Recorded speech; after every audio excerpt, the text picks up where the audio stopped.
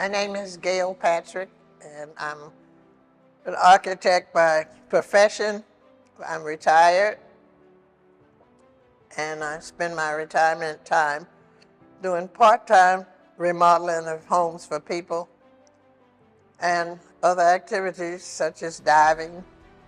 My earliest memory of water was a very young child. My father's from the Eastern Shore.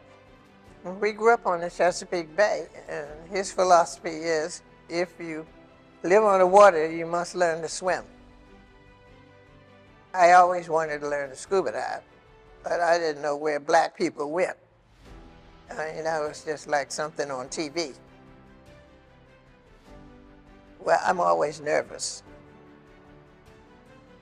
The first dive, I'm always nervous, and I know I'm going to have an ear problem. If I can get down to 30 feet without an ear problem, I can dive indefinitely. Her buoyancy, where she is in the water column, she wants to be able to control her descent and control her ascent. And that first dive is that nervous energy, all right? But once she does that, each time, Gail, it's amazing. People always ask me, why you're more sociable on the boat, but I've got this, it's a peaceful thing when I get on a boat or get in the water, because I can have a migraine or not feel good, and you get in the water and everything goes away. It was really touching to dive with Miss Gail, because she's still putting in work after all of these years. I really started thinking about my own dive career and where I'm going to be headed. And the focus that Miss Gail has, the commitment that she has, it's my hope that I'm able to push in that space when I'm where she is in terms of diving. Because I knew the moment I get in the water, I feel relaxed. Any tension I had, I feel relaxed. My name is Richard Victor Powell.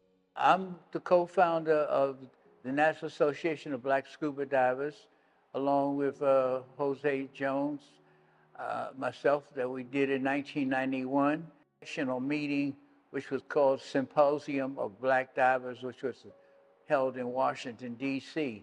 And it was at this particular meeting that we decided that we wanted to have a national organization. There were many people who attended who had experience being on dive boats and stuff and being the only black person.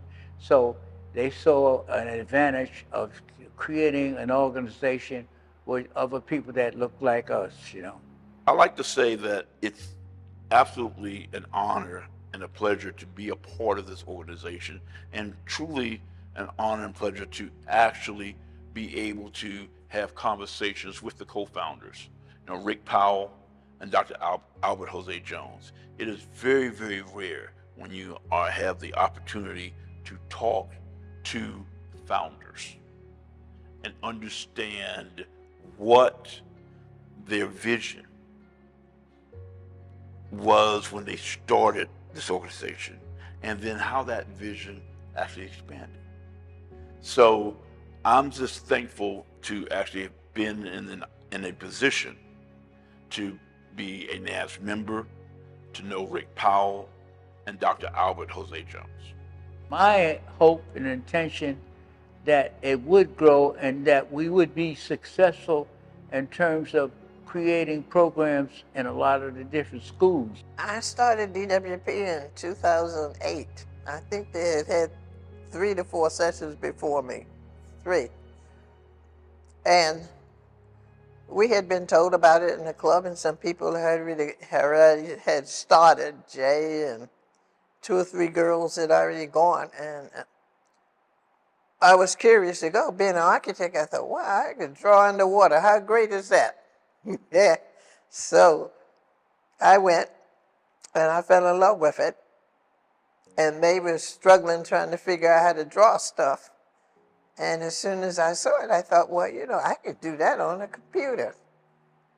And then I started doing the drawings for DWP. But I just love the fact that diving for purpose. It's something else other than looking at the fish, and it's something that you're doing that's helping the environment, just like the coral reef program. Some of the core people that make Diving with a Purpose possible. First is the co-founder, Ken Stewart. All right, he is the inspiration of Diving with a Purpose. And then there is Gail Patrick. She is the cornerstone of Diving with a Purpose.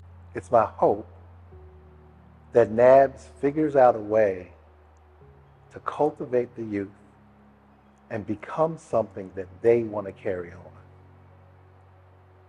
I think we are, but I also think we have some ways that we can learn from the youth that's going to help us step into the next level of evolution.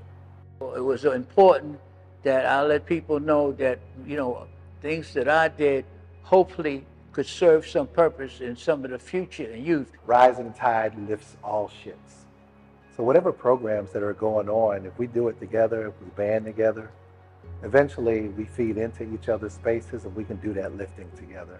It's nice to see as many people like us down here who are actually involved, you know. So, and I hope that continues and maybe even getting bigger and larger.